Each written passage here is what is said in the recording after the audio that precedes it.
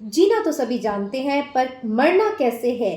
क्या ये सत्य आपको श्री कृष्ण के अलावा कोई भी और बता सकता है? हम पूरी जिंदगी जीते रहते हैं, पर मरने का पल कैसे जीना है ये कोई नहीं सिखाता। और श्री कृष्ण यहाँ आपको इन सभी सवालों के जवाब देने वाले हैं और बताने वाले हैं कि मरना जो होता है, मृत्यु जो होती है, वो अंत नहीं होता, बल्कि अगर आप श्री कृष्ण को याद करते हुए उस समय प्राणों को छोड़ते हैं तो फिर आपका मरना भी मुक्ति हो जाता है। Hey guys, welcome to my channel, it's me, मैं हूँ। सीरीज हमने शुरू करी थी इट्स मी मैं हूँ पर उसे आगे बढ़ाते हुए भगवद गीता सार चैप्टर 8 को आज हम यहाँ शुरू करने वाले हैं। और शुरू करें उससे पहले कृष्ण का आह्वान करते हैं, गुरु को प्रणाम करते हैं और सभी दैवी शक्तियों की उपस्थिति में हम इस पाठ को शुरू करते हैं जिसका नाम है भगवत प्राप्ति। और जैसे कि हम हमेशा करते हैं, इसका पहला श्लोक हम संस्कृत में पढ़ेंगे, फिर हम सिर्फ ट्रांसलेशंस पढ़ेंगे। भगवत प्राप्ति चैप्टर 8 की शुरुआत होती है अर्जुन के वाक्यों से। तो अर्जुन कहते हैं, अर्जुन वाच, किम तद ब्रह्म किम ध्यात्मम किम कर्म पुरुषोत्तम अधिभूतम च किम प्रोक्तम अधिदैवम किमुच्यते। अर्जुन कहते हैं, हे भगवान, हे पुरुषोत्तम, ब्रह्म क्या है, आत्मा क्या है, सकाम कर्म क्या है, ये भौतिक जगत क्या है तथा देवता क्या है, कृपा करके ये सब मुझे बताइए। अब देखिए, अगर आपको याद हो, चैप्टर 6 में अर्जुन कृष्ण से कहते हैं कि ये सारा जो ज्ञान आप मुझे बता रहे हैं, ध्यान योग मुझे सिखा रहे हैं, वो मुझे बेचैन कर रहा है, क्योंकि गृहस्थ में रहते हुए हम आपको कैसे पा सकते हैं ये मेरी समझ के बाहर है। तो चैप्टर 7 भगवत ज्ञान में श्री कृष्ण ने बताया कि कैसे आप गृहस्थ में रहते हुए आप मुझे पा सकते हैं, कर्मों को निरासक्त भाव से करके कैसे उस ईश्वर की ओर चला जा सकता है। और अब इस चैप्टर में अर्जुन ने फिर से प्रश्न उठाया है कि इन सब बातों के बारे में मुझे बताइए। तो ये रिकैप छोटा सा जरूरी था ताकि पिछले चैप्टर्स से आप इसे लिंक कर सकें। और आगे हम चलते हैं।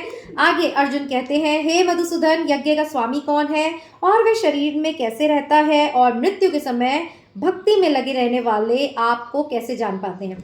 देखिए, अर्जुन के जो संशय हैं वो समाप्ति नहीं हो पा रहे हैं। जब श्री कृष्ण ने चैप्टर 7 में कहा था कि जो मृत्यु के समय भी मुझे स्मरण कर लेता है वो मेरे धाम को प्राप्त होता है, तो यहाँ अर्जुन ने उसी सवाल को उठाया है कि मेरी समझ से बाहर है कि जब कोई व्यक्ति भक्ति में लगता है, आपका स्मरण करता है, तो वो किस प्रकार आपको प्राप्त कर लेता है, ये मुझे कृपा करके आप बताइए।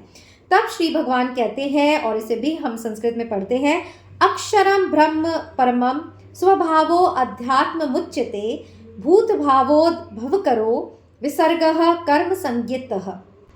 जिसका अर्थ है, श्री भगवान ने कहा, अविनाशी और दिव्य जीव ब्रह्म कहलाता है और उसका नित्य स्वभाव अध्यात्म या आत्म कहलाता है। जीवों के भौतिक शरीर से संबंधित गतिविधि कर्म या सकाम कर्म कहलाती है। तो देखिए, श्री कृष्ण कहते हैं कि ब्रह्म अक्षर है। अक्षर मीन्स जो समाप्त नहीं होता, जिसका क्षय नहीं होता, जो कभी भी मरता नहीं है। और ब्रह्म अविनाशी तथा नित्य है और इसका विधान यानी विधि का विधान कहते हैं ना, तो इसका विधान जो है वो कभी नहीं बदलता है, किंतु ब्रह्म से भी परे पर ब्रह्म होता है, अर्थात भगवान होता है। जब मनुष्य शरीर धारण करता है तो उसे कर्म तो करना ही पड़ता है। तो देखिए, भगवत प्राप्ति का ये चैप्टर है, तो इजी तो होगा नहीं, मैं भी इसे आपके साथ पढ़ रही हूँ। आगे चलते हैं। श्री कृष्ण कहते हैं, हे देहधारियों में श्रेष्ठ यानी अर्जुन, निरंतर परिवर्तनशील यह भौतिक प्रकृति अधिभूत कहलाती है। भगवान का विराट रूप, जिसमें सूर्य तथा चंद्रमा जैसे समस्त देवता सम्मिलित हैं, आदि देव कहलाता है। तथा प्रत्येक देहधारी के हृदय में परमात्मा स्वरूप स्थित मैं परमेश्वर यानी यज्ञ का स्वामी कहलाता हूँ। अब यहाँ श्री कृष्ण कह रहे हैं कि सभी देहधारियों में, मतलब मुझ में ही यह सारा ब्रह्मांड है और सभी देहधारियों में भी मैं ही हूँ, यानी मैं कृष्ण ही सभी में व्याप्त हूँ। आगे भी कहते हैं, और जीवन के अंत में जो केवल मेरा स्मरण करते हुए शरीर का त्याग करता है, वह तुरंत मेरे स्वभाव को प्राप्त करता है, इसमें रंच मात्र भी संदेह नहीं है। तो यहाँ श्री कृष्ण पुष्टि कर रहे हैं कि मृत्यु के समय अगर कोई मुझे भज लेता है, मुझे याद कर लेता है, तो वो मुझे ही प्राप्त करता है, इसमें कोई संशय नहीं है। हे कुंती पुत्र, शरीर त्यागते समय मनुष्य जिस जिस भाव का स्मरण करता है वह उस भाव को निश्चित रूप से प्राप्त होता है। देखिए, यहाँ कितनी गूढ़ बात की जा रही है। आपको कैसे पता चलेगा कि आज आप मरने वाले हैं? नहीं पता चल सकता। तो ये जो कृष्ण को स्मरण करना है, यानी ईश्वर को स्मरण करते हुए जो हम कर्म करते हैं, हमारी बुद्धि को पवित्र रखते हैं, कर्मों को पवित्र रखते हैं, ये अभ्यास से होता है। इसीलिए भगवान ने यहाँ योगा अभ्यास पर बहुत ज़्यादा जोर दिया है। देखिए, हमें नहीं पता हम कब मरने वाले हैं, तो आप निरंतर जब कृष्ण कृष्ण का नाम जपते हुए अपने अपने कर्मों को करेंगे, तो वो कौन सा क्षण है जिसमें आपकी मृत्यु होनी है, तभी आप उसे स्मरण कर पाएंगे। अब आप खुद सोचिए, जो व्यक्ति जिंदगी भर ही बिजनेस करता रहता है, पैसे कैसे कमाए जाएं, इसका क्या करूं, उसका क्या करूं, बच्चों में जिसकी आसक्ति होती है, तो क्या आपको लगता है अंत समय में अभ्यास ना होने के कारण क्या वो ईश्वर का नाम लेकर नहीं, उसका वही चिंतन चलेगा कि मेरे बाद बिजनेस का क्या होगा, मेरे बाद मेरे बच्चों का क्या होगा। इसीलिए कहते हैं कि समस्त कर्मों को करते हुए, होश बनाए रखते हुए हमें जो है ईश्वर की ओर बढ़ते चले जाना है, क्योंकि अंततः सभी को उस परब्रह्म परमात्मा में विलीन होना है। पर इस क्रिएटर को छोड़कर जब हम क्रिएशन के पीछे भागते हैं, उसके आकर्षणों के पीछे भागते हैं, तो अंत समय में हम क्रिएटर को याद नहीं कर सकते। ये बात अच्छे से कृष्ण भगवान ने यहाँ समझा दी है। तो निरंतर जब आप योगाभ्यास से कृष्ण का चिंतन करेंगे, तब ही जो है आपको कृष्ण की प्राप्ति होगी। कब? मरते समय उसे याद करेंगे तब।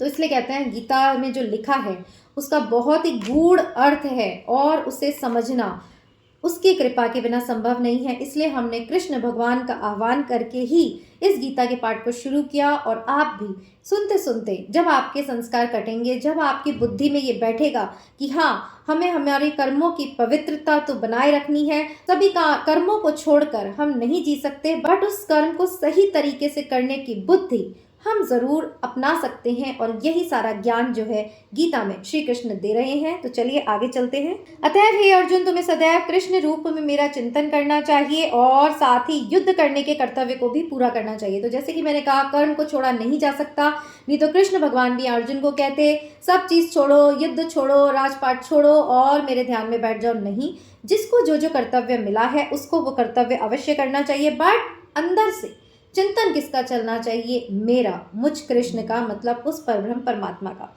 आगे चलते हैं। अपने कर्मों को मुझे समर्पित करके तथा अपने मन एवं बुद्धि को मुझ में स्थिर करके तुम निश्चित रूप से मुझे प्राप्त कर सकोगे। और सभी कर्मों को करते हुए जब आप अपनी बुद्धि को स्थित करेंगे, यानी स्थित प्रज्ञ बुद्धि जो विचलित नहीं होती, ज्ञान जो भ्रमित नहीं होता, जब आप इस तरह विश्वास से मुझे कर्मों को समर्पित करके आगे चलेंगे, तो निश्चित रूप से ही मुझे पाएंगे। ऐसा श्री कृष्ण यहाँ कह रहे हैं। हे पार्थ, जो व्यक्ति मेरा स्मरण करने में अपना मन निरंतर लगाए रखकर अविचलित भाव से, देखिए मैंने कहा था ना, जिसके मन में, जिसकी बुद्धि जो है वो विचलित नहीं होती, मतलब अगर दुख आ गया तो हमारा जो विश्वास है वो नहीं डिगना चाहिए, हमारी जो भक्ति है वो विचलित नहीं होनी चाहिए कि हम इतना कर रहे हैं तो भी दुख आ रहे हैं। देखिए, दुख आने का कारण सिर्फ और सिर्फ आपके कर्म फल पर डिपेंड करता है।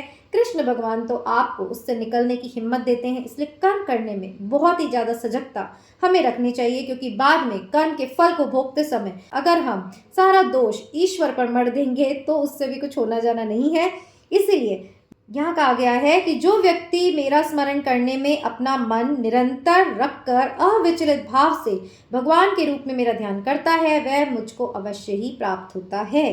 तो यहाँ देखिए, बिल्कुल मतलब डिटर्मिनेशन के साथ कृष्ण भगवान कह रहे हैं कि वही मुझे प्राप्त होता है जो मुझे निरंतर भजता है। आगे श्री कृष्ण कहते हैं कि मृत्यु के समय जो व्यक्ति अपने प्राण को बाहों के मध्य स्थिर कर लेता है और योग शक्ति के द्वारा अविचलित मन से पूर्ण भक्ति के साथ परमेश्वर के स्मरण में अपने को लगाता है, वह निश्चित रूप से भगवान को प्राप्त होता है। अब ये कहते हैं मरने के समय स्थिति बताई गई है, किन किन नक्षत्रों में जो दैवीय लोग हैं वो अपने शरीर को छोड़ते हैं और क्या अवस्था उनकी होती है, कि कैसे वो अपने ध्यान को यहाँ भवों के मध्य यानी आज्ञा चक्र पर केंद्रित करके अपने सारे संस्कारों को जलाते हैं। और ऊपर के क्षेत्रों से, जैसे कि मैंने मेरे गुरु से सुना है कि जो दैवीय आत्माएं होती हैं वो ऊपर के क्षेत्रों से, क्योंकि वो दिव्य होते हैं, प्राण छोड़ते हैं और जो इस प्रकृति में लीन रहते हैं, लिप्त रहते हैं, वो नीचे के क्षेत्रों से प्राणों को छोड़ते हैं। अब यहाँ प्रश्न ये उठता है कि ये किसके लक्षण बताए गए हैं, क्योंकि जब ये कह रहे हैं कि मरने के वक्त जो योगी ऐसा करता है तो हमें तो ये पता ही नहीं है हम कब मरेंगे, हमें तो हमारे अगले पल का ही पता नहीं है।